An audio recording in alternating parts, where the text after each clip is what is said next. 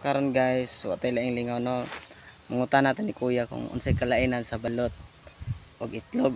Tapos ang isa unsay kalainan sakyan sa kabayong bayi og sa tawo. Karon atong ipangutanan nila kung unsay lang itubag.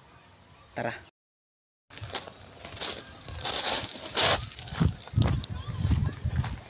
Ya. Ako pangutanan ni mo ya ba? Nagpangutanan ni mo. Unsay kalainan sa balot ug itlog? Balot ug itlog? Ah. Aw. Kanang balot. Ang balhibo sa balot nasa sulod. Ah. Ang itlog?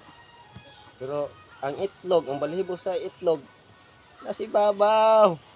Ning isa ya, unsay kalainan sa kabayong bayi sakyan og sa tawo nga bayi? Sayon ra kayo na. Unsa man? Kung kanang kabayong bay imong sakyan, imo na siyang hapilan. Pero kanang Ang tawo? taong babay imong sakyan, aw hukasan. Oh, anak din na di ay? Mo na siya. Ah. Mo na